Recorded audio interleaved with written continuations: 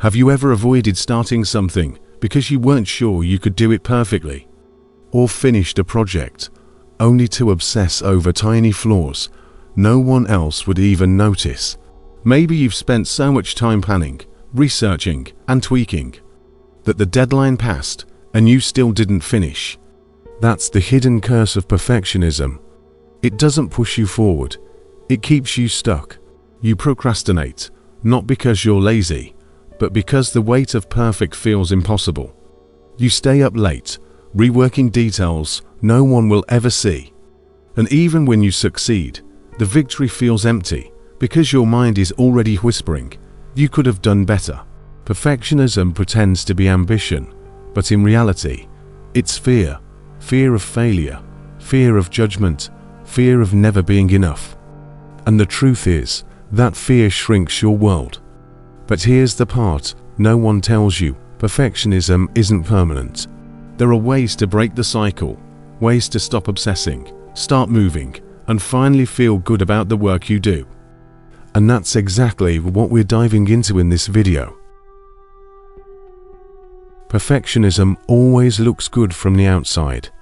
People see discipline, ambition, high standards. The person who always delivers, always excels, always seems in control. But if you're a perfectionist, you know the truth. The sleepless nights, replaying what you said in that meeting. The blank page, waiting for the perfect way to start. The work you pour your heart into, and still feel like it's not enough.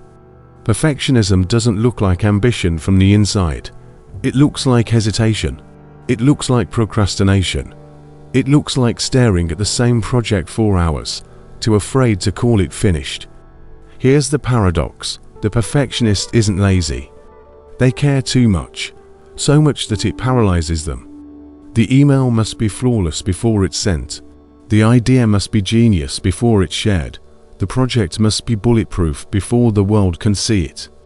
And while you polish and edit and rework, life moves on without you. Deadlines pass, opportunities fade, dreams are postponed. Perfection whispers it's protecting you from mistakes, from judgment, from failure. But really, it's trapping you in loops of doubt and hesitation. Think about the last time you delayed something small. A new habit, a job application, posting your work online. And if you're honest, not ready yet was really just fear of imperfection. Perfectionism steals time in invisible ways. Every day spent polishing instead of finishing. Every chance not taken because you're not ready. Every idea locked away, safer than sharing something imperfect. And it gets heavier because even when the work is done, praised, achieved, there's no relief. That quiet voice whispers, you could have done better. So the cycle never ends. Here's the cruel irony: perfectionism isn't about being perfect. It's about avoiding the feeling of being flawed. And in avoiding flaws, you end up living a smaller, limited life. The job you don't apply for, the book you never write, the relationship you hold back from, all because the risk of not being enough feels unbearable. If you've felt that frustration of knowing you're capable, but holding yourself back, you already know the weight. Perfection convinces you it's possible. If only you try harder, push further, prepare longer. But perfection is a horizon that moves as you get closer, you walk, and never arrive. And if you see yourself here, know this: seeing the trap clearly is the first step to breaking free. Perfectionism doesn't just steal your time, it steals your peace. And it does it quietly, so quietly that you barely notice. Until the weight feels unbearable. On the surface, perfectionists look accomplished. The straighter student, the detail-oriented professional, the one who has it all together. But underneath, there's a constant hum of anxiety. Because when good enough is never enough, life becomes one long performance review. Think about it. How often have you finished something, an exam, a project, even a conversation, only to replay what you could have done better? That's not productivity, that's torment. And the course goes beyond stress, it's joy. Perfectionists rarely let themselves enjoy success. The moment something is achieved, the bar moves higher. Celebration is cut short by the thought, next time, I need to do more. It's like baking a cake, and instead of savoring the first bite, you're already criticizing the frosting, thinking how the layers could have been straighter.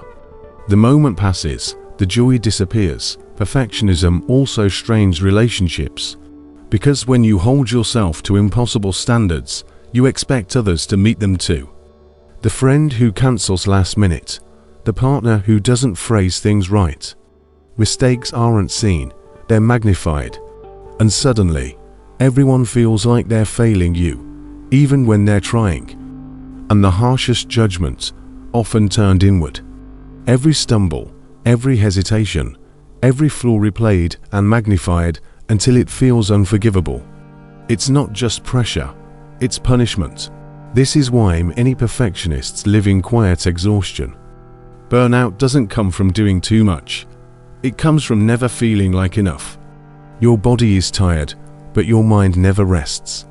Even a break feels dangerous, even rest feels undeserved. And the fear isn't just about work, it steals risks, ideas, connection, even life itself. You stay safe, you avoid the unknown. What looks like discipline is really fear. Fear disguised as ambition, fear disguised as control, fear disguised as high standards. And that fear is expensive. It costs peace, it costs joy, it costs connection, it costs life. But the shift begins when you see the price you're paying. And if you're honest, you already know it isn't worth it. If perfectionism costs so much, then why don't we just stop? Why not wake up tomorrow and decide, good enough is enough? Because perfectionism isn't just a habit, it's a survival strategy. One that's been protecting you for a very long time. Think back. Maybe as a child, you learned that being perfect kept you safe. That when you got there, or cleaned your room just right, or behaved without mistakes, you were praised. You were accepted. You were loved. And when you slipped up, the look of disappointment, the criticism, the feeling that love was conditional. So you learned early, if I can just be flawless, I'll never be rejected. Perfectionism is that lesson carried into adulthood. It's not really about projects or grades or careers. It's about worth. It's about believing that if you're flawless, then maybe, finally, you'll be enough. And that's why it's so hard to stop, because letting go of perfection doesn't just feel like lowering your standards. It feels like risking rejection. It feels like risking failure.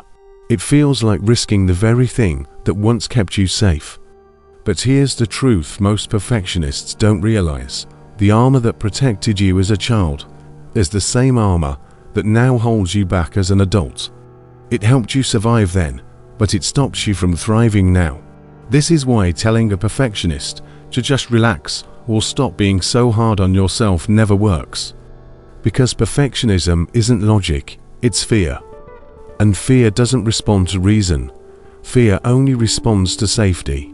So if you've ever wondered why it feels impossible to let go of being perfect, this is why. You're not addicted to perfection. You're addicted to safety. But safety at the cost of your joy, your growth, your freedom. Is it really safety at all?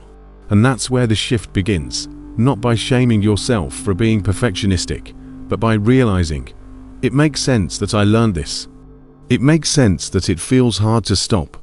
And if it was learned once, it can be unlearned.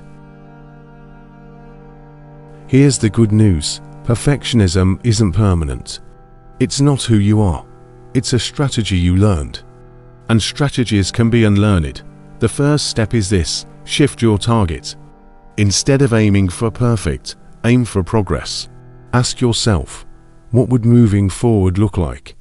Instead of, what would flawless look like? Because progress compounds. Perfect doesn't. Second, practice finishing. Most perfectionists live in a world of endless editing. One more tweak, one more fix, one more delay. But nothing builds confidence like completion. Even if it's messy, even if it's imperfect.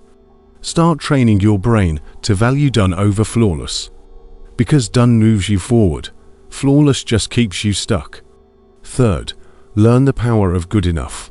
At first, the phrase feels like failure, but good enough is not about lowering your standards. It's about recognizing that worth isn't measured in perfection. It's measured in growth, in effort, in courage. And sometimes, courage looks like pressing send, even when the email isn't perfect. Sometimes courage looks like sharing the project before you feel ready. Sometimes courage looks like letting the cake be crooked and eating it anyway. And finally, self-compassion. This is the part perfectionists resist the most. Because if you've built your life on impossible standards, being kind to yourself feels like weakness. But the truth is, self-compassion is strength. It's what allows you to rest without guilt, to fail without collapse, to grow without shame. And when you start treating yourself with that kindness, something shifts. You begin to see that perfection never made you worthy. You were worthy before the achievements, before the grades, before the flawless mask, and you'll still be worthy without them. Breaking free doesn't happen overnight. It happens in small, brave moments. Choosing progress over perfection, choosing done over flawless, choosing self-compassion over self-criticism, and piece by piece, the cycle breaks. Not because you stopped caring, but because you finally cared enough to let yourself be human. Perfectionism isn't really about perfection. It's about fear. Fear that if you show up imperfect, you won't be accepted. Fear that if you make a mistake, it will define you. But here's the twist.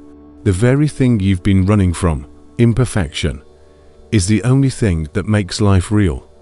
Think about it. The conversations you remember most deeply weren't flawless. The art that moved you wasn't polished clean.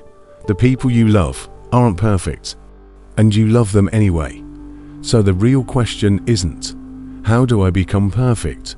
It's, what could my life look like if I stopped chasing it? Maybe you'd take the risk. Maybe you'd finally share the idea you've been sitting on for years. Maybe you'd rest without guilt.